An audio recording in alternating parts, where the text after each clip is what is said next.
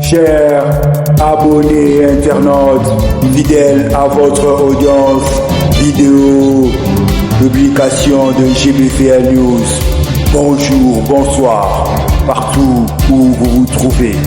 C'est un réel plaisir de vous retrouver pour cette nouvelle édition, 16h lundi 20 avril 2026.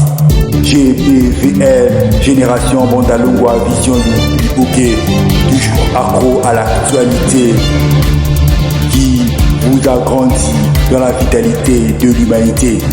Avec 7 dossiers du jour au sommaire. Premier dossier, condition du M23 avant la retouche mise en arrière de son avancée à l'Est. C'est à Genève que les deux parties se sont rencontrés ce jeudi 16 avril 2026. 2 avancées sur 9 déjà enregistrées. Libération des prisonniers et protection humanitaire.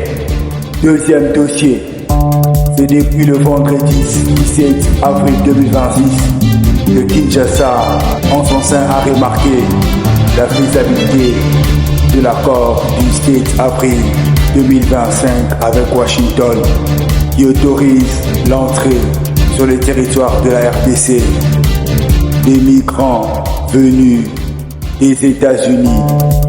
Une décision qui inquiète l'opposition congolaise, mais le gouvernement rassure. Troisième dossier, en dehors de nos frontières, politique du Sénégal, interdiction au ministre du gouvernement de voyage non officiel pour cause de torpiller la caisse du trésor public. Récit de Radio France Internationale. Toujours au Sénégal, quatrième dossier, la nouvelle loi contre l'homosexualité en vigueur, peine judiciaire de condamnation à Pékin d'un jeune ouvrier sénégalais. Cinquième dossier, les nouvelles restrictions au Gabon, réguler la communication numérique. À l'international, le sixième dossier, le ministre de la Justice libanais, Adel Nassar, parle du conflit Liban-Israël. Israël ayant compris que l'Iran veut installer une base arrière. Voilà des attaques récurrentes.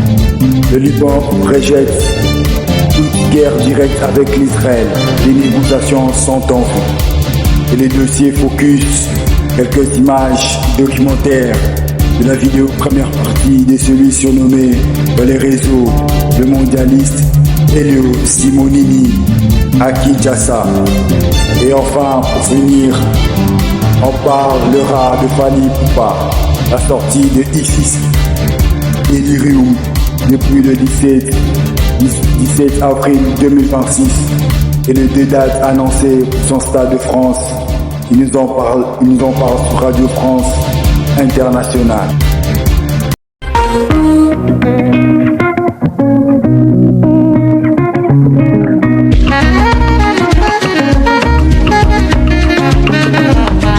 C'est un nouvel album très attendu par ses fans. Fally Ipupa sortira XX.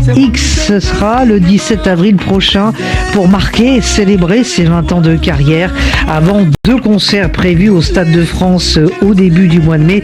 Une consécration pour la star congolaise de la rumba, Fally Ipupa avec Charlotte Hydrac. XX, en chiffre romain, c'est 20, donc c'est 20 ans de ma carrière solo. Et puis je trouvais ça artistique de laisser un peu planer le doute. Quel message vous voulez faire passer dans cet album anniversaire? L'amour. Comme toujours? Comme toujours. En quoi il se le distingue des autres? En termes des chansons déjà, du texte, en termes de vision.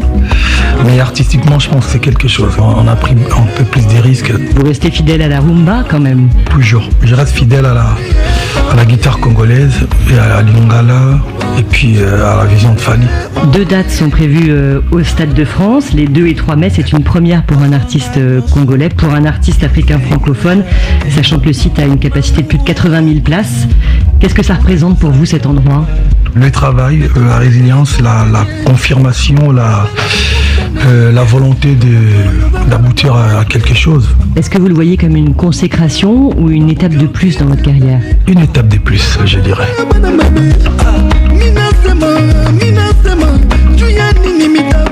Fally Ipupa qui sera l'invité demain d'Afrique Matin. On écoute à l'instant Cinéma. Tout nouveau titre extrait donc du dernier album du chanteur congolais intitulé XX est dans la sortie et prévu le 17 avril.